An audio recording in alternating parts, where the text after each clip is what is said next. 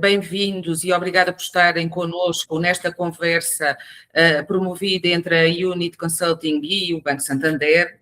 Na verdade, hoje vamos ter aqui connosco duas convidadas especiais para falar e conversar e discutirem um tema que deixou há muito de ser apenas associado à reputação e à responsabilidade social. Na verdade, hoje em dia, a sustentabilidade é, acima de tudo, e tem que ser, acima de tudo, uma ferramenta de gestão, de resiliência e de competitividade das PMEs. Mais do que cumprir os requisitos regulatórios, porque na verdade sabemos que para as PMEs ainda não há obrigatoriedade a curto prazo de fazerem esta transição, mas na verdade importa perceber como é que as empresas desde já podem utilizar os dados, a gestão de risco e os relatórios de sustentabilidade para tomarem melhores decisões, fortalecerem as relações com clientes internos e internacionais, com investidores e até também para criar e terem acesso a novas oportunidades de financiamento. Tal como eu referi para esta conversa, tenho aqui comigo duas pessoas que acompanham diariamente esta realidade, tanto do lado mais estratégico, eu diria, a Sónia Pereira, da Unit Consulting, como do lado financeiro, a Cristina Antunes, que é responsável de sustentabilidade do Banco Santander. Recordo, então, mais uma vez, que o objetivo desta sessão é que seja uma conversa, por isso todas as questões são bem-vindas, bastem colocar no chat as dúvidas que tenham e vamos tentar respondendo durante esta conversa à medida do possível. Por isso, passo a apresentar, Sónia, ainda não te estou a ver, presumo que estejas aí, diz um olá. Olá. Sim, nós estamos a ver-nos. Ok, assim já vos vejo. Provavelmente tens num modo de visualização que só aparece cada vez que se fala, não é? É isso. Nós estamos a ver todos. Pronto, assim já estou mais confortável, que tenho a certeza que estou a falar para alguém que está aí. Sónia, Cristina, muito bem-vindas, mais uma vez muito obrigada pela vossa disponibilidade e se calhar agora começava por lançar uma pergunta, só para lançar aqui o debate entre vocês as duas, e Sónia, podes começar tu. Durante muitos anos a sustentabilidade era vista quase como um tema reputacional, tal como eu disse há pouco, mas hoje parece que está cada vez mais ligada à gestão, à competitividade. Na tua perspectiva, o que é que achas que mudou nestes últimos tempos? Ora bem, nós tivemos aqui, de certa forma, uma pressão regulatória, que, como sabemos, à boa maneira portuguesa, não é? Tem aqui forte peso. Normalmente nós, quando temos alguma exigência regulatória, temos tendência a prestar mais atenção e a estar mais atentos ao assunto.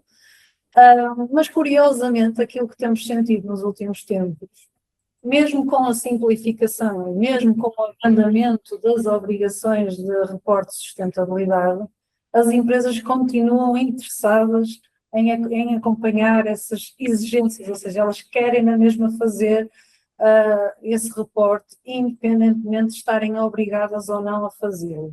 E isto diz-nos que elas já estão a conseguir ver as vantagens competitivas de fazerem o reporte de sustentabilidade. Portanto, que não é apenas uma questão regulatória, não é apenas uma questão de exigência vinda da comunidade ou da União Europeia, e, portanto, tem que fazer porque alguém me está a dizer para fazer.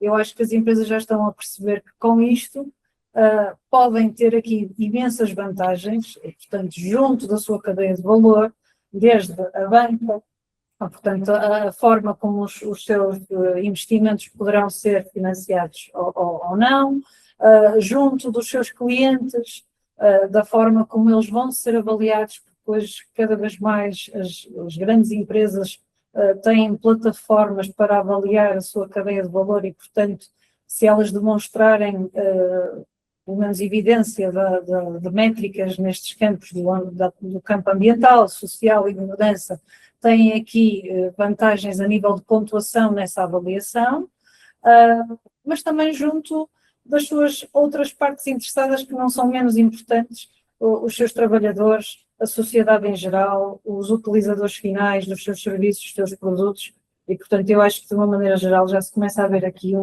uma mais-valia e não apenas colada à questão da exigência e da obrigação regulamentar. Se calhar vou tentar ser aqui um bocadinho mais pragmática, porque se calhar por estar na banca tenho aqui uma visão ainda mais pragmática que a Sónia.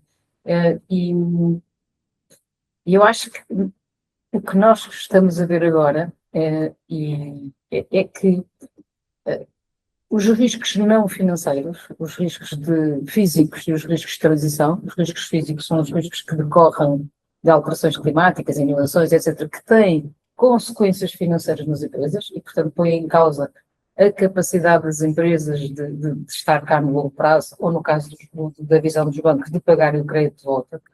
E depois os riscos de transição, que são os riscos de cibersegurança, são os riscos dos clientes a quem nós temos, a quem as empresas vendem os seus produtos, serem empresas que têm que demonstrar uma certa evolução em relação ao net zero e, portanto, obrigam a umas certas evidências para continuarem a estar na sua cadeia de valor, são os riscos tecnológicos, e, portanto, todos estes riscos que tu falaste em termos do ecossistema das empresas também estão a ter impacto financeiro nas empresas, porque se eu tenho um ataque de cibersegurança, há pouco tempo houve um tema em Inglaterra com a Range Rover que teve um problema grave de cibersegurança, teve que parar as suas plataformas, os seus fornecedores todos ficaram parados e o Estado inglês teve que entrar com ajudas públicas às empresas fornecedoras para elas não entrarem em colapso.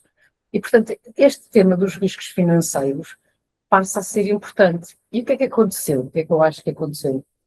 Com a digitalização e com a inteligência artificial, passou a ser economicamente eficiente trabalhar muito mais dados de uma só vez e, portanto, eu consegui medir estes riscos não financeiros de uma forma economicamente sustentável. No fundo, é que o custo compensa a medição. E se eu consigo medir, consigo gerir. E, portanto, se eu consigo gerir os impactos financeiros dos riscos não financeiros, consigo tomar melhores decisões com os critérios corretos. E é por isso que os bancos, ao concederem um financiamento, vão conceder um financiamento com base no risco de crédito da empresa. E o risco de crédito da empresa, neste momento, até agora era visto muito com base nos dados financeiros. Ninguém tem dúvida que os dados financeiros são importantes. Mas ao sabermos que os temas não financeiros têm impacto financeiro e que esse impacto financeiro pode ser verdadeiramente destrutivo da longevidade da empresa enquanto empresa, eles têm que ser tidos em consideração na avaliação do risco financeiro. E, portanto, mas se isto para os bancos é importante porque querem ter o crédito de volta, para as empresas ainda é mais importante porque se elas não pagarem o crédito de volta quer dizer que foram à falência.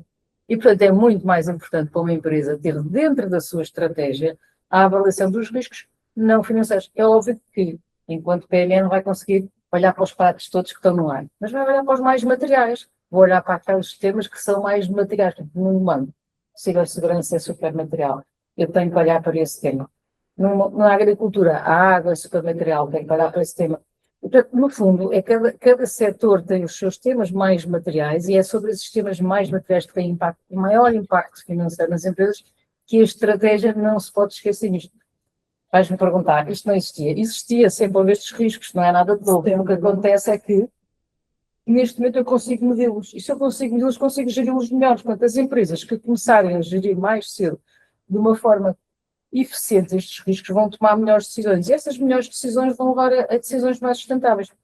As empresas que diversificaram as fontes de energia, que não estão dependentes da energia fóssil. Combustíveis fósseis, sim. Se eu, neste momento, tiver 50% da minha energia renovável e 50% da minha energia de origem fóssil, estas convulsões no Médio Oriente ou no Estreito de Hormuz têm 50% do impacto do que se eu tiver 100% de dependência. E, portanto, eu, em termos concorrenciais, em termos do que eu tenho que passar para os meus preços para o mercado, é completamente diferente. E, portanto, na realidade, a gestão destes riscos é que faz com que isto seja importante. Portanto, eu muitas vezes digo que a sustentabilidade devemos lhe chamar de resiliência, porque se eu tomar com os critérios certos, eu vou ter um impacto no ambiente, vou ter um impacto social, vou ter um impacto de governança que eu quero ter, mas estou a olhar para a minha empresa como sempre olhei com estratégia, mas a medir estes dados. E, portanto, eu acho que o report é uma consequência disto. O report é uma consequência das empresas estarem a medir isto e de quererem ou não, terem ou não vantagem de mostrar isto aos seus stakeholders, seja aos seus clientes, seja aos bancos, seja a quem seja. Mas também é importante para internamente, podem fazer o relatório e não o passar para fora, para internamente pôr toda a empresa a falar na mesma linguagem. E o estado ideal que nós vamos querer ter é deixar de falar de riscos ou de dados não financeiros e dados financeiros, passar a falar de dados da empresa e analisar a empresa com estes dados. Caminhamos para isso. Esse é o objetivo. Esse é o desafio, não é? Esse é o grande desafio. Sim, mas sabes que eu, por acaso, até nós estávamos a conversar isto um bocadinho antes, que é, a minha percepção é que as PMEs ainda não olham, não é, para esta temática dos riscos, o risco das alterações climáticas nas questões financeiras e não financeiras, operacionais, ainda não está tão enraizado, não é? Sente-se que a gestão do risco, desta forma como explicaste tão bem, ainda não chegou da forma, se calhar, consolidada e de uma forma que eles percebam, não é? Portanto... Sónia, mas já agora que estás a levantar este tema, e pronto, era aqui uma questão que eu tinha mais à frente, mas acho que faz todo o sentido colocar-te agora, que é, na verdade, a sustentabilidade ainda é um tema complexo, não é? Para muitas PMEs. Tendo em conta a tua experiência, e exatamente que estás a referir que se calhar muitas PMEs ainda não olham dessa forma, não é? Para o tema, quais é que são os receios ou os bloqueios que existem e que tu tens encontrado nas empresas que, ao fim e ao cabo, estão ligados um bocadinho com essa afirmação que fazias? Eu acho que tem muito a ver também com uma questão de capacitação das empresas para estes temas, porque eles, na realidade, até percebem. Eles não, vocês, não sim, vocês até percebem exatamente que efetivamente há riscos diariamente, não é? Portanto, com os custos da energia a subir, por causa dos conflitos geopolíticos, com as tempestades, como foram as tempestades de Kristen, não é? Que afetaram instalações físicas, que pararam produções e tudo mais. Portanto, eles vivem isso no dia a dia, não é? Ou vocês vivem isso no dia a dia. Eu acho é que não conseguem olhar para isto desta forma tão estruturada e encaixar isto na estratégia. Portanto, eu acho que falta aqui um bocadinho esta capacitação, de se ver como fazer este caminho. E depois também há aqui outra questão que também já falávamos antes de começar esta conversa, que é algum receio em partilhar informação, portanto, em trazer ao de cima informação da empresa, com receio até que seja mal interpretado. Portanto, se eu for partilhar as minhas emissões de gases com efeito estufa, como é que a banca vai receber esta informação, não é? Portanto, falávamos disto, como é que os meus investidores vão olhar para isto, vão ver. Então, esta empresa está a emitir gases com efeito estufa? Será que eu vou investir na mesma nela? Acho que não. É esta interpretação que às vezes eu sinto no contacto que tenho com as empresas no dia a dia, não é? Obrigada. Cristina, isso é uma provocação. Esta parte.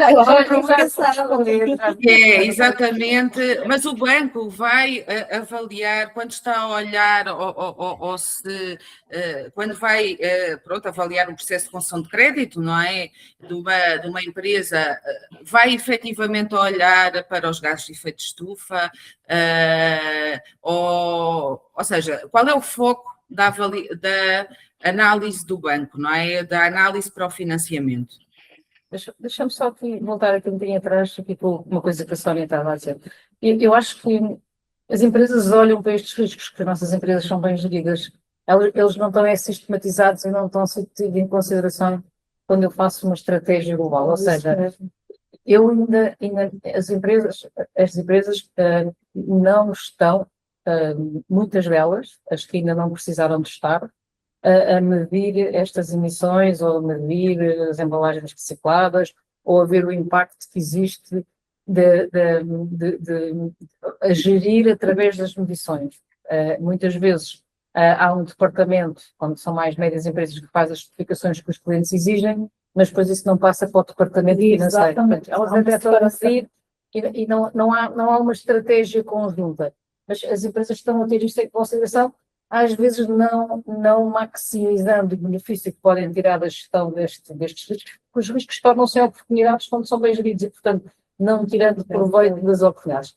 Há outras empresas que já estão a fazer isto muito bem, mas não estão a sistematizar ainda os dados de uma forma a que os consigam gerir e ver os impactos que estão a ter as estratégias que eles estão a fazer em termos daqueles números especificamente.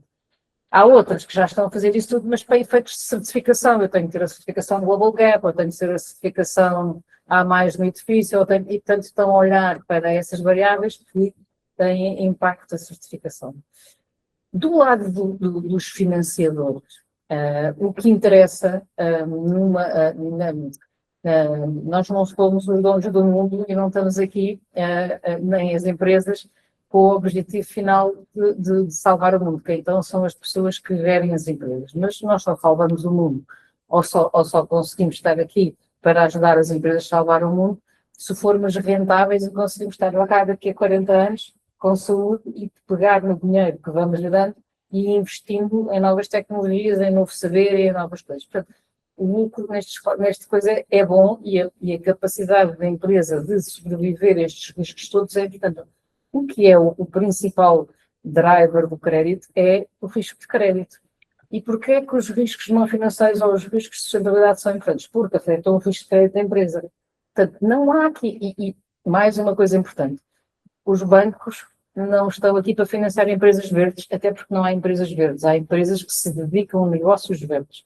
Mas as empresas neste atual contexto ainda não conseguem ser 100% verdes. Portanto, a missão dos bancos é financiar a transição, e financiar a transição quer dizer passar de uma empresa castanha para castanha clara, verde clarinha, verde escura. Há todo um caminho. Há todo um caminho para fazer e, portanto, não é tanto o nível que importa do nível de emissões de CO2, porque os setores estão todos diferentes em todos eles e não é o nível de emissões que tem aqui impacto, é a transição que essas empresas estão a fazer em coisas materiais que podem ter impacto financeiro nessas empresas.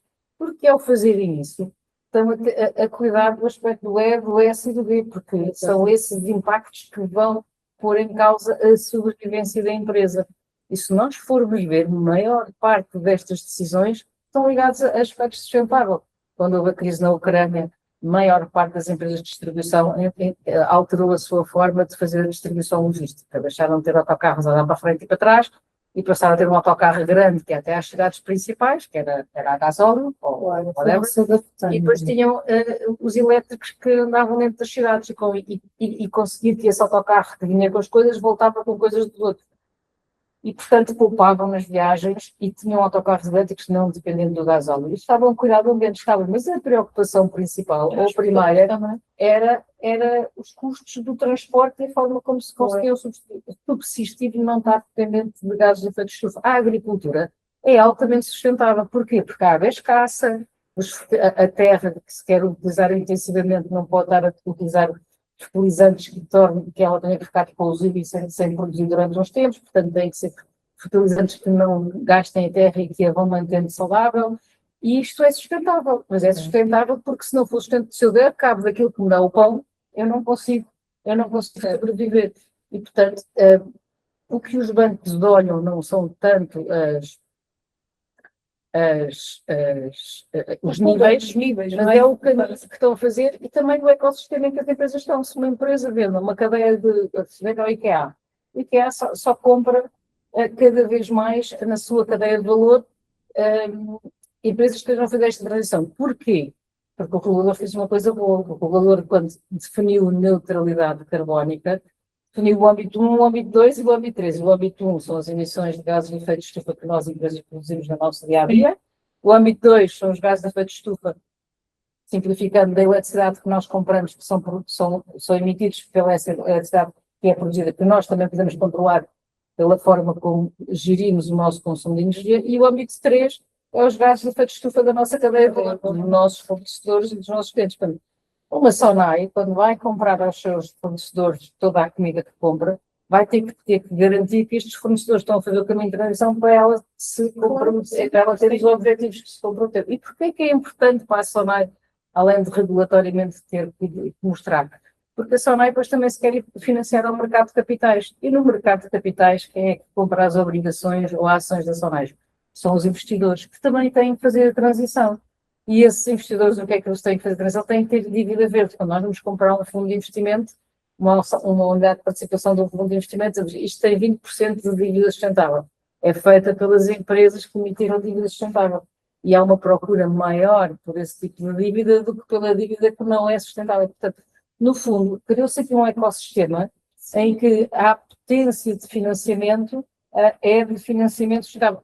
Inclusive, não há nenhuma empresa que vá fazer um investimento sustentável porque tem um financiamento mais barato. Isto não existe. Uma empresa tem uma estratégia, considera a parte da sustentabilidade e depois vem pedir financiamento. E estes financiamentos, não é, muitas vezes, e deve ser esta a regra, eu estou a fazer isto porque eu vou ter um impacto positivo na minha cadeia de valor, eu vou conseguir vender melhor, eu vou ter uma vantagem competitiva, eu vou conseguir diferenciar-me, eu vou conseguir baixar tudo. Mas isto pode ser acoplado por um financiamento mais adequado ao prazo, por exemplo. Se eu conseguir ter as linhas dos bancos europeus de desenvolvimento, como o Banco de Fomento, o Banco Europeu de Investimento, o Fundo Europeu de Investimento, e essas linhas, sim, quando eu estou a fazer um investimento que cai, ou os PRRs, os subsídios públicos, aí eu sim tenho que ter as evidências de que estou a fazer um investimento que, segundo a taxonomia, a nosso dicionário de verde, que estou a cumprir os critérios para poder ser classificado ao abrigo desses financiamentos. E, portanto, eu estou a criar todo um ecossistema que me torna mais resiliente porque eu vou conseguir ter as melhores condições, satisfazer os melhores desejos e, portanto, não é o nível, é o caminho de gerir melhor os riscos, gerando mais oportunidade. Sim, foi uma provocaçãozinha, porque realmente aquilo que se sente é que pronto, as empresas parecem ter algum receio de expor a informação. É verdade, e tu falaste mais uma coisa dos segredos, nós vivemos muito no segredo, o segredo é a alma do negócio. É verdade. Mas não é segredos, não é? Parte das coisas que nós achamos que são segredos não são segredos. Nós fomos ao ChatGPT e fizemos qual é a estratégia melhor para fazer isto. E não dissemos o que é que andámos a fazer, muito provavelmente aquilo que nós achamos que é segredo já não é segredo. É muito mais importante eu conseguir ter uma visão crítica sobre os meus riscos e melhor do que estar a fazer segredos. E se eu partilhar informação, se eu cruzar informação, se eu aprender com os erros dos outros, se eu aprender com os sucessos dos outros, eu consigo ir muito mais rápido e ir muito mais além. Claro. E, portanto, não quer dizer que não haja segredos que sejam para guardar e que há momentos e momentos. Pode ser partilhado. Mas toda a gente partilha informação financeira. Ninguém tem medo de partilhar informação financeira e toda a gente acha normal partilhar informação financeira. Nós só estamos a alargar o espectro de informação da empresa e é importante ser partilhada para aferir o risco de crédito. Mas para as próprias empresas, mesmo que elas não partilhem, é importante saberem isto para elas próprias se gerirem melhor. Claro. Portanto, eu acho que muitas empresas têm medo de partilhar, não partilhem, mas façam um exercício, não é? Façam um exercício interno. Exatamente. Sónia, então, pronto, pegando agora aqui um bocadinho nesta jornada, não é, que as empresas têm que fazer, o que é que para ti seria o primeiro passo, ou seja, de uma forma simples, que uma PME pode dar para começar este caminho? Lá está. A sustentabilidade é composta por informação, por dados, não é? E para se decidir, para se dar o passo para o que é que eu devo investir, o que é que eu vou fazer a seguir, eu tenho que saber como é que eu estou. Portanto, tem que ser feito um diagnóstico e no fundo, quando chegamos ao fim da linha, que é o reporte de sustentabilidade, ele no fundo vai espelhar toda essa informação que me vai dar dados necessários para eu decidir. E a partir dessa decisão virá investimentos importantes em novas máquinas, em digitalização, em recrutar determinados perfis, em investir numa determinada geografia, ou se calhar deixar de trabalhar com fornecedores desta área geográfica, porque estão mais sujeitos às intempéries e, portanto, há maior risco de me parar a produção e, portanto, olhar para a minha cadeia de fornecimento de uma forma mais crítica, não é? E arranjar planos B. E, portanto, acho que o primeiro passo, além da capacitação que eu falava há bocado, que é perceberem o que é isto e quais as vantagens disto para o negócio, acho que é obter a informação, saber que informação é importante ter em cima da mesa para depois poder tomar as devidas decisões e aí sim chegar não é aqui à banca, não é? E a outras entidades que possam ajudar nesse caminho, não é? Ou seja, na realidade é tirar uma fotografia, não é? Exato. Tirar Da uma realidade fotografia, da empresa. sim, saber como estão, e depois era como dizia a Cristina e bem, eles podem até não querer partilhar numa fase inicial, não é obrigatório que o façam, não é? Estamos a falar nas PMEs, não são obrigadas a fazê-lo, mas pelo menos um exercício interno em que com as suas equipas internas perceberem, ok, como é que eu posso analisar ou o que é que eu posso retirar desta informação, que mais valias é que eu posso tirar destes dados todos que nos estão a pedir para recolher e analisar, não é? Portanto, e pode-se tirar coisas aqui muito interessantes. Eu, por acaso, também já tínhamos comentado aqui, por exemplo, há muita tendência de dizer, ok, estamos a consumir muita energia, logo estamos a emitir muitos gases por efeito de estufa, vamos mudar a frota da empresa e, portanto, já estamos a cumprir.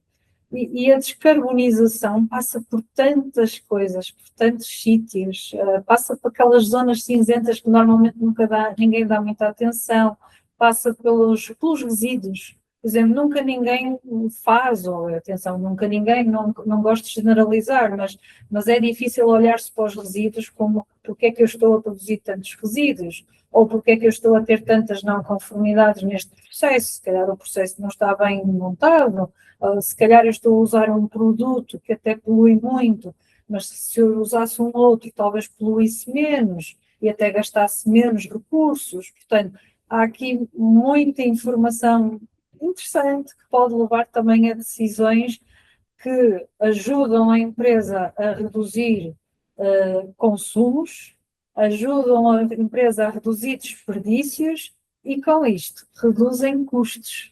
Ok? Portanto, isso aí. Ao fim e ao cabo, exato. Ou seja, em vez de ser, digamos, a sustentabilidade tratada como um custo, não é? Porque eu acredito que haja algumas empresas que tenham essa perspectiva, mas é, na prática, um investimento porque nós vamos ter o retorno em termos de redução de diversos tipos de custos que as empresas têm e que antes, se calhar, nem sequer tínhamos pensado nisso, não é?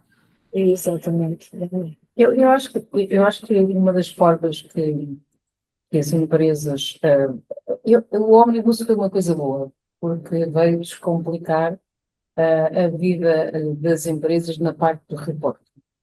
Numa altura em que já é visível que as decisões que se tomam para gerir melhor uma empresa implicam gerir os riscos não financeiros. Portanto, eu acho que diria que dificilmente existe aqui empresas que acreditem que não, que desmintam o facto de eu dizer se eu consigo medir, consigo gerir melhor. Então, se eu conseguir medir as coisas que até agora já me afetavam e conseguir perceber quais é que são os padrões, eu consigo gerir melhor esses riscos e consigo criar oportunidades desses riscos. Essa é a primeira coisa. E se há empresas que já estão a fazer isto e que regulatoriamente o têm que fazer de forma padronizada e que são relatórios de sustentabilidade auditados, estes são os relatórios de sustentabilidade que são mais fiáveis, portanto são as empresas que estão ao abrigo das novas diretivas de reporte. Como todos os setores são diferentes, as empresas mais pequenas podem se inspirar nestas empresas maiores. Aqui em Portugal não temos muitas, mas na Europa há bastantes e a Europa tem bastantes parecenças com isto.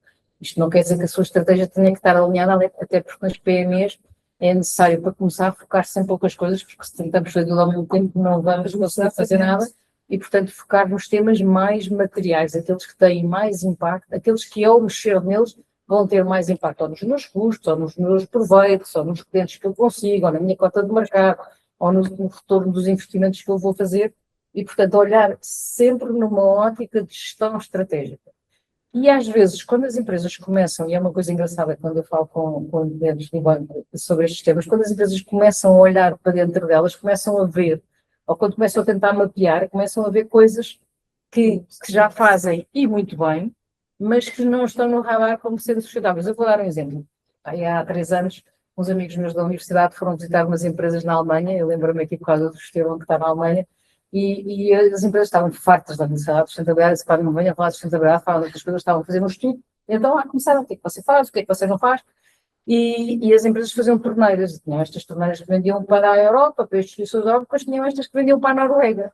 Para a Noruega, mas porquê é que estas são diferentes das outras? Porque na Noruega eles pedem-nos umas torneiras que tenham cuidado com o caudal da água para tentar adaptá-lo ao fluxo de água que ele precisa. Então isso é sustentável. E eles, pois que... E por isto tem valor. Não está, portanto, isto era uma especificação técnica que nunca tinham olhado como aquilo, como um elemento de gastar menos água. Isso é menos água, todo ser mais sustentável. E eu posso vender esta torneira, dizer esta torneira é sustentável porque gasta menos água, e vendê-la mais, ou vendê-la mais cara, e criar e diferenciar-me da minha concorrência, porque eu já a fiz. E, portanto, com isto vão-se criar novas oportunidades, porque também aquilo que nós fazemos pode não nos poupar dinheiro a nós, mas pode poupar dinheiro aos nossos clientes, porque eu estou a fazer uma coisa que implica usar menos papel, que implica poupar água, que implica qualquer coisa de diferencial no negócio dele. E, portanto, e nós somos ótimos a fazer isto. As nossas empresas têm uma gestão normalmente muito boa. Portanto, se eu conseguir medir aquilo que é importante, eu consigo gerir melhor isto. Eu acho que ninguém questiona isto. E se eu quiser fazer um reporting para cima disto, ótimo. Se eu não quiser, ótimo também. Mas depois depende da forma de operar das empresas. Mas o tema da gestão e o facto de nós termos tantas ferramentas que nos permitem fazer isso, e que nós vamos ver as startups todas que estão a entrar por aí e que concorrem connosco, nós da banca temos tantas fintechs a entrar, que têm outras tecnologias, entram de novo no mercado, não têm esta bagagem que nós todos trazemos, obriga-nos também a ser mais ágeis, e é esta parte que tu falas que é importantíssima, é o upskilling e o reskilling. Nós temos que estar, nós passamos, é engraçado, eu acho que as empresas percebem isto, nós passamos de uma liderança autoritária, eu é que sei, tu fazes, para uma liderança em que nós incluímos as opiniões de toda a gente, que nós já não conseguimos abarcar todo o conhecimento que existe. E, portanto, nós estamos, e as mudanças, os ciclos de mudança são cada vez mais curtos. E, portanto, eu tenho que estar sempre a formar-me, sempre a aprender, e as empresas têm que dar formação certificada aos seus clientes, aos seus clientes, aos seus colaboradores. Aos clientes também pode ser. E eu acho que nós no Santander, e agora isto passa a publicidade, mas eu acho que é importante, não há só do Santander, mas nós temos uma plataforma que é a Santander Open Academy, sim, que tem formação certificada, grátis, para todas as pessoas, sejam elas clientes ou não sejam clientes do Santander. E é sobre liderança, sobre estratégia, sobre sustentabilidade, sobre idiomas, sobre tudo que uma pessoa possa pensar. Portanto, por exemplo, é uma forma, pegando nesta, pegando no IAPMEI, pegando na BCC, de pôr, de dar a linha, a cana aos nossos colaboradores e dizer, olha, vejam aquilo que é que vos interessa, para eles aprenderem a pescar e aprenderem as coisas e irem. Inteligência artificial, que é super importante, vai mudar tudo. E agora acabei de sair de uma conferência dentro do banco em que nós vamos mudar a forma toda de trabalhar, porque vamos mapear e fazer, e vamos poupar imensas horas para nos dedicar às coisas que mais têm valor. Eu vi uma frase muito gira, que a digitalização e a inteligência artificial são otimizadores de recursos.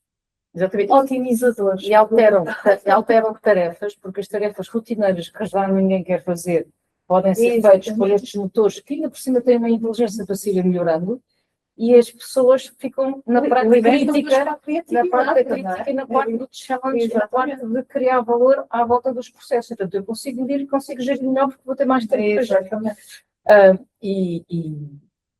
E, portanto, eu acho que nós temos que chamar a sustentabilidade, pensar que é uma resiliência, que é uma coisa que tem que estar na estratégia das empresas, porque não é mais do que tomar as decisões certas com os inputs certos, com os critérios corretos. Por exemplo, pessoas. Nós falamos na retenção de pessoas. Na verdade, nós não queremos retenção das pessoas, nós queremos atrair as pessoas, queremos que elas não saiam. Porquê? Uma empresa com uma alta rotatividade tem muito mais custos na gestão das pessoas do que uma empresa com baixa rotatividade. E não é só o dinheiro que atrai as pessoas, é as políticas de gestão de pessoas, das formas como eu trato, dos benefícios que eu lhe dou, do propósito, da cultura da empresa. E muitas empresas que são exigentes com os seus empregados, o Santander, os empregados dessas empresas têm um orgulho em trabalhar nessas empresas. Porquê? Porque há uma cultura, há um propósito, há todo um conjunto de políticas de falar à brasileira, de engajamento dos colaboradores, que faz todo o sentido e que atrai as pessoas. E que com isto eu consigo ter pessoas que conhecem bem a empresa durante mais tempo e, portanto, vão criando mais valor, aumenta a produtividade da empresa, e aumentar a produtividade da empresa, consiga aumentar os salários, consiga aumentar, consiga criar valor.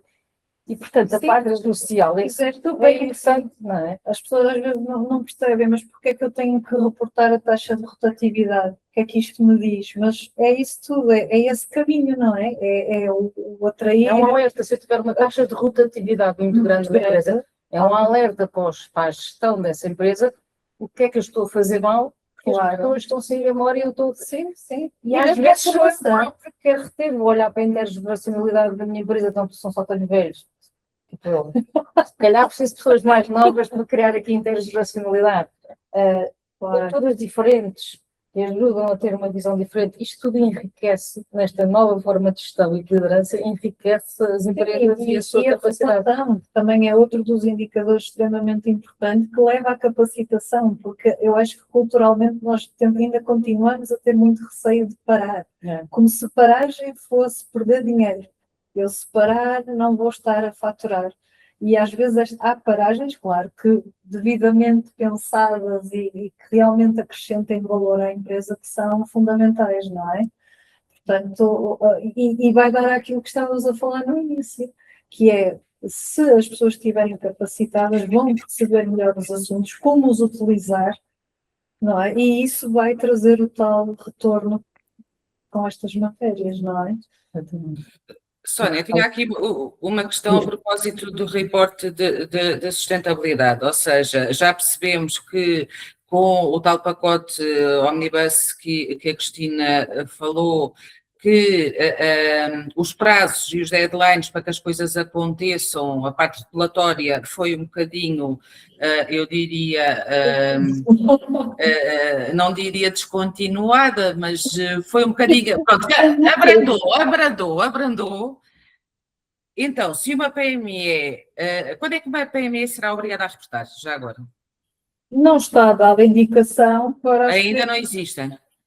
cotadas, não têm nenhuma indicação. Ok, então, para uma empresa, para uma PME que não é cotada, não é? E que não é obrigada a reportar, e neste momento ainda nem sequer existe um prazo para isso, porque é que essa empresa se deve já começar a preparar? Isto é uma questão que eu acho que posso pedir às duas o comentário. Aquilo que nós temos sentido do contacto com as PMEs que nos procuram para esse tipo de serviço e aquilo que vamos nos apercebendo é muito diversificado, mas acaba por haver aqui um ponto em comum, que é a exigência da cadeia de valor. Portanto, os clientes estão a pedir informação e eles preferem compilar tudo num único documento e ter uma base de referência sólida, saber que se puserem aquela informação ela será bem aceita pelos seus clientes e, portanto, eu acho que hoje em dia, por força da tal cadeia de valor dos grandes que são obrigados ao reporte, as empresas estão a sentir essa necessidade. Ou seja, achas que há uma maior pressão por parte das tais cadeias de valor onde as empresas se inserem e dos grandes clientes? Exatamente, não é que essas grandes empresas obriguem as PMEs a fazer um relatório de sustentabilidade, mas vão-lhes pedindo informação ou solta, ou por via de uma plataforma, ou por via de uma política, ou de um certificado, ou disto ou daquilo, e para eles é confuso. Muitos pedidos, às vezes vindos de vários locais, e a abordagem que eles nos fazem é: eu quero um documento único que diga tudo o que é necessário e que eu possa dar resposta a todas as minhas partes interessadas, incluindo mesmo até a um banco, não é? Portanto, não sei se tens essa percepção também, Cristina. Eu diria que se uma empresa se limita a responder às solicitações da cadeia de valor para certificar os seus produtos ou para mostrar à empresa que está a cumprir umas certas regras, a sustentabilidade se torna um custo, porque não está a aproveitar essas boas práticas para tomar melhores decisões. E, portanto, se uma empresa que deve, sim ou sim, independentemente da cadeia de valor, olhar para estes temas que agora já consegue medir, mais uma vez o trigger é que é eu já consigo medir estas coisas de uma forma fiável e sem ter 50 pessoas a olhar para estes dados, que eu agora já consigo medir.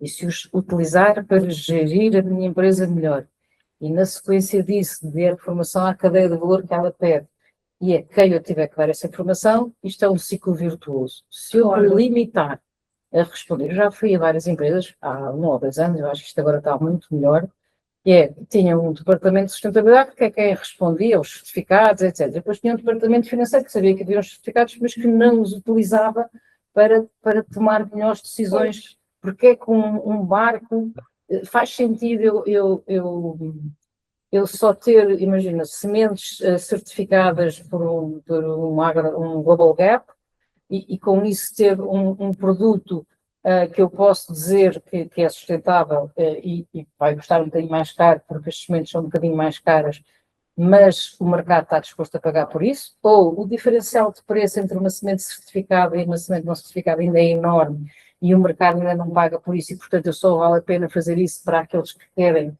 Portanto, e estas decisões são importantes porque estes preços vão convergir entre uma semente certificada e uma semente não certificada, como quase tudo vai ser certificado a algum momento do tempo, e isto vai evoluindo. Estou a falar na parte da agro, não é? Sim. Vai evoluindo e cada vez já não se consegue ir a um supermercado e encontrar um mirtilo que não seja certificado, já não existe, já nenhuma grande superfície de mirtilos não certificados por alguma destas grandes empresas. E isto é um caminho que vai acontecer. E eu, enquanto houver esta diferenciação no açúcar, vou ter tudo certificado, com os padrões de sustentabilidade, ou continua a haver, não haver, à procura, porque as pessoas não estão dispostas a pagar mais e faz sentido ter as duas coisas. E estas decisões são decisões que a empresa financeiramente, na sua gestão, tem que tomar como decisão para aumentar o seu lucro no final e continuar a estar aqui e investir em outras coisas. E, portanto, se eu conseguir juntar entre os pedidos das empresas e a gestão das coisas, isto torna-se um investimento. Senão, exatamente.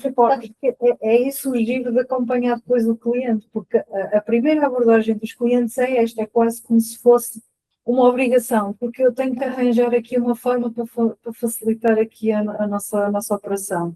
Mas depois é interessante ir dando a perceber, olha, com isto vai acrescentar valor, com isto vai perceber que vai ser uma mais-valia. E, portanto, nós normalmente fazemos juntamente com o cliente um plano de ação para a sustentabilidade, que é já pensar no futuro. Vamos melhorar estes indicadores. A empresa tem que ganhar dinheiro, tem que conseguir trazer retorno com todas estas medidas. Estamos a proteger o ambiente, estamos a olhar pelas nossas pessoas, mas também tem que haver retorno financeiro. O F tem que lá estar, não é? Não é o papão, não é o bicho papão, não é? E depois não são as pessoas da área, isto é um mito. Eu contrato alguém de sustentabilidade e ele vai me dizer o que é que vou fazer. As pessoas da área de sustentabilidade, normalmente, eu sou um caso atípico porque eu venho da área de negócio, mas as pessoas normalmente não vêm na área de negócio e, portanto, não sabem exatamente onde aprimorar. Portanto, são as pessoas da área de negócio que sabem onde é que eu posso melhorar e para isso eles têm que saber o que é sustentabilidade. É poupar água, é fazer... Porque, normalmente, quando se fala assim, a sustentabilidade é ter garrafas de vidro em vez de garrafas de plástico, é ir a pé para o trabalho, é não imprimir tanto, é ter carros elétricos. A sustentabilidade numa empresa não é isto, como pessoas. Não é só isto, como é que o meu processo produtivo está montado, quais são os desperdícios de água que eu tenho no caminho, como é que eu consigo melhorar a eficiência energética para baixar a minha fatura de eletricidade. Se eu puser sensores de ar-condicionado num edifício que leva com muito sol, consigo poupar a minha fatura de energia e usar menos o ar-condicionado. Se eu pusesse sensores não sei aonde, consigo. Cristina, mas sabes que isto vai dar aquilo que estávamos a dizer e se calhar é o fio condutor da nossa conversa. As empresas até fazem, como tu disseste, até sabem gerir, até têm informação, até fazem as coisas, mas parece que está tudo a funcionar como ilhas independentes, não há esta interação. Tem que entrar na estratégia global e aí a digitalização pode ajudar bastante, não é? A inteligência artificial a unir toda esta informação para realmente não estarmos a trabalhar, uns a caminhar para um lado e outros a caminhar para o outro, não é? Bem, estamos quase no fim aqui da vossa conversa. Já falámos da importância dos relatórios de sustentabilidade, da importância da sustentabilidade enquanto pilar incluído na estratégia de negócio, da importância que isto tem para a relação das empresas com os seus clientes, fornecedores, com o tema do financiamento, e não é só o financiamento bancário, como a Cristina dizias, inclusive no âmbito do Portugal 2030 houve uma alteração imensa daquilo que são os requisitos que as empresas têm que cumprir em termos de critérios de mérito ao nível da transição energética e digital para terem acesso também aos fundos europeus. Agora, se calhar, vamos aqui fazer um bocadinho uma previsão do futuro. Eu sei que é sempre difícil, mas na vossa perspectiva, quando olham, sei lá, há 3, 5 anos, o que é que acham que vai mudar mais rapidamente nesta área? Eu tenho uma palavra que me está sempre na cabeça, que é resiliência. Eu acho que as empresas têm que trabalhar mais nisso. Eu dou apenas um exemplo. Nós ainda assistimos a muita construção que não está a pensar nas alterações climáticas, não é? Vemos indústrias a construir pavilhões e nem sequer equacionam que naquela zona se calhar vai ter picos de altas temperaturas, as pessoas quase que nem vão conseguir trabalhar, ou então está numa zona com perigo de inundação. Portanto, os tais riscos, neste caso físicos, não estão, lá está, têm que ser trabalhados. Para não olhar disto de uma perspectiva negativa, eu acho que a resiliência aos riscos climáticos, sejam físicos, outros riscos de transição, ou preparar a empresa para este futuro tão próximo que já estamos a sentir, esta volatilidade constante, não é, dos mercados, do próprio clima. Portanto, eu olho para o futuro como isto. E o que a Cristina frisou tantas vezes, o risco, a gestão de risco, encaixar na estratégia, isto tem mesmo que entrar na linguagem das empresas, porque senão elas não vão sobreviver. E, portanto, eu quando penso no futuro, penso resiliência. As empresas têm que ser capazes de sobreviver ao cair bem, que não será fácil. E, portanto, espero que realmente estes temas ajudem, no fundo, a integrar isso, não é? Não me importa ou nos importamos que eles nos abordem porque estão pressionados por questões de cadeia de valor, que seja, mas que isso seja o mote para começarmos um caminho, não é? Um caminho de integração estratégica ou integração na estratégia destas questões de sustentabilidade. Bem, já me respondeste à última questão, que era a tua mensagem final para as PMEs que isso, estão a ouvir. Acho que se pode dizer. Cristina. Bem, eu, se calhar, complementando o que a Sónia disse, eu acho que a mudança vai acontecer sim ou sim, e nós, ou ela acontece de uma forma faseada e preparada, ou acontece como as mudanças que aconteceram com o Covid, em que há mais mortes e feridos.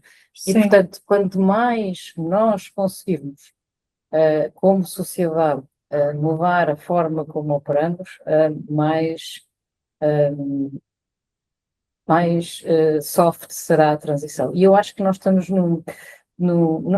a sustentabilidade é um tema só. Eu acho que nós estamos numa mudança estratégica com a entrada da inteligência artificial e com esta aceleração dos ciclos de mudança. E muitas empresas ainda não estão a integrar, já estão, porque a inteligência artificial já está em todo lado, mas ainda não estão de uma forma consciente a olhar para os seus modelos de negócio com a inteligência artificial. E como eu ouvi ontem uma expressão que eu gostei muito, nós já não conseguimos travar o vento com as mãos. Isto já não é travável, ele já existe, porque nós temos que nos adaptar a esta inteligência artificial. E esta inteligência artificial vai alterar profundamente a forma como as empresas estão organizadas e vai ajudar neste caminho para a sustentabilidade também. E, portanto, estes dois desafios, a inteligência artificial e a sustentabilidade, vão alterar muito do negócio que nós temos à nossa frente. E, portanto, o que eu acho é nós temos que ter essa consciência e, portanto, ir um passo para além da sustentabilidade. Para mim, a sustentabilidade já é um dado adquirido que as empresas têm que sim ou sim integrar, mas que já toda a gente já é fácil de perceber o que é difícil de dar, mas depois é fácil de continuar. Mas eu acho que há um desafio adicional, que é o tema da incorporação da inteligência artificial na forma de trabalhar, que se nós formos olhar para as startups, já têm muita coisa integrada e operam de forma completamente diferente. E todas as empresas que já existem há alguns anos têm um legacy de dados e de estrutura de dados que têm que ser organizados. E, portanto, os dados são super importantes, a organização dos dados é super importante e a utilização desses dados para tirar o valor na estratégia das empresas é super importante. Portanto, o que eu diria é upskilling, reskilling, capacitação em termos estratégicos. Portanto, sustentabilidade é um eixo que sim ou sim está aqui e a inteligência artificial também não dá para evitar. E, portanto, é juntar estas duas coisas e a sustentabilidade não é mais do que fazermos aquilo que fazíamos sem medir, medindo. Não é? E gerindo melhor. A inteligência artificial ajuda-nos a fazer isto mais rápido e mudar os nossos processos e ir mais além. Portanto, eu acho que o grande desafio agora é, para além deste tema da sustentabilidade, integrar estes temas da inteligência artificial na forma de trabalhar e aí sim deveríamos todos colaborar. Portanto, é formação e colaboração. Bem, o tema da inteligência artificial acho que daria para outra conversa. Só perguntaste daqui a uns anos. Claro. Não, eu acho que sim, acho que é inegável. E essa também é uma transição que é ou sim ou sim. É ou sim ou sim. Exatamente. Bem, eu acho que, eu não sei se há questões, deixem-me só espreitar aqui no chat.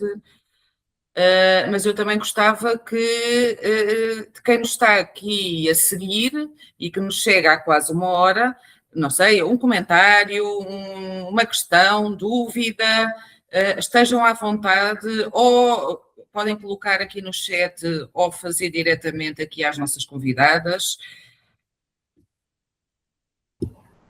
Eu acho que, se me permitem, o relatório de sustentabilidade vai ser efetivamente uma inevitabilidade, inclusive é porque já existiu no passado financiamentos baseados em relatórios de sustentabilidade. Se formos à história, que eu tive a curiosidade também de analisar um pouco, a Philips fez um financiamento com base numa meta, numa estratégia de sustentabilidade, e isto já foi em 2017, 16 ou 18, já foi há bastante tempo. Esse nível de financiamentos pela Europa fora, inclusive aqui na Alemanha, estão a aumentar, e os bancos acabam por definir metas às empresas que respeitem determinados critérios de sustentabilidade, e a taxa de juros até pode variar em função dessas metas, e acho que acaba por ser uma inadvertibilidade. Portanto, vai acontecer, vai ser quase obrigatório. Agora para as PMEs é facultativo, porque a transposição da diretiva também ocorreu em 2023, e na Alemanha também, mas acho que vai acabar por... E na Alemanha já existia uma lei também que falava sobre estas questões, e portanto acho que isto é uma inevitabilidade, virmos a ser confrontados com a necessidade de compormos os nossos relatórios nas empresas com aquilo que diz respeito à sustentabilidade, como é que as coisas estão a ser organizadas do ponto de vista interno, ou na produção, ou na exportação, em toda a cadeia de valor, porque tudo isso vai servir para diminuir a nossa fatura interna nas empresas, com toda a certeza. Obrigada, esta é a minha percepção. Obrigada. Eu se calhar ainda ia um bocadinho mais longe, porque, como vocês sabem, os relatórios, neste momento o relatório financeiro e o relatório sustentabilidade pede-se que sejam integrados, neste momento ainda são sequencialmente integrados, mas a ideia é deixarmos de ter relatório de contas e relatório de sustentabilidade. Temos o relatório dos dados da empresa, e esses dados são analisados de uma forma conjunta e estruturada, e deixamos de ter este molho de burocracia que temos, e passamos a olhar para a empresa com os dados da empresa, sejam financeiros ou não financeiros, e isso sim vai articular o caminho, as oportunidades e os riscos da empresa. Eu concordo 100%. É mais uma métrica que vai ser muito importante para definir e distinguir as empresas, embora para as pequenas e médias empresas possa ser mais difícil, porque geralmente as diretrizes e todo o pacote legislativo que muitas vezes se cria por esse mundo fora está sempre a pensar nas grandes empresas. E no caso de Portugal, não é? Na Alemanha, por exemplo, aplica-se a empresas que tenham 1000 pessoas. Portanto, no caso de Portugal, nós somos um país de pequenas e médias empresas, não é? E temos que aplicar as realidades à nossa composição À nossa empresarial, escala também, não é? à escala, querendo sempre crescer, naturalmente, mas não é fácil depois pôr pequenas empresas que tenham menos de 50 trabalhadores a fazer os relatórios de sustentabilidade. Acho que é um caminho, agora é facultativo, é um caminho, mas que em breve vai ser. Sim, Estevão, já saiu uma ferramenta mesmo própria para as pequenas e médias empresas, portanto, também é uma norma, lá está, adaptada à dimensão das pequenas e médias tinha que empresas. ser. Portanto, tinha que ser, não é? Eles perceberam que não podiam Tinha que deixar as ser. PMEs perdidas e o que é que eu faço, o que é que eu Exato. digo, não é? Bem, Portanto, É o que felizmente- acontece sempre. Exato. Exato. Não sei, talvez aqui tentando resumir, da mesma maneira que atualmente nós e quem gera as empresas olha para os dashboards financeiros, exclusivamente com indicadores financeiros, vamos ter que ter um dashboard conjunto com os indicadores financeiros e não financeiros, não é? E será com base nesse dashboard conjunto que temos que conduzir os nossos negócios, penso que será um bocadinho esta a visão. Eu não sei se há mais alguma questão, algum comentário. Deixem-me só espreitar aqui, penso que não. Bem, de qualquer forma, depois nós iremos também partilhar os nossos contactos. Portanto, há também alguma dúvida que tenham a seguir digamos, terem mergulhado aqui nesta conversa sobre sustentabilidade, que na realidade já não é apenas um tema de imagem, volto a reforçar, nem de cumprimento regulatório, é muito mais do que isso, é quase ou sim, e temos que nos preparar para o futuro. Enquanto for apenas um nice to have, acho que não é essa a visão. A visão é de ser um must have, ou seja, temos que ir por este caminho, porque senão, na realidade, não vamos conseguir acompanhar todas estas evoluções e, como a Cristina dizia há pouco, todos estes ciclos que são cada vez mais curtos e que as empresas têm que ser cada vez mais ágeis e flexíveis para se adaptarem. Resta-me agradecer a Cristina, Sónia, muito obrigada pela partilha e pela vossa conversa, acho que foi esclarecedora, prática e formal, era isso que era este objetivo desta sessão. Obrigada a todos os que estiveram connosco e pronto, e se tiverem dúvidas já sabem que contem com o nosso apoio para esclarecer. E até uma próxima Obrigado a sessão. todos.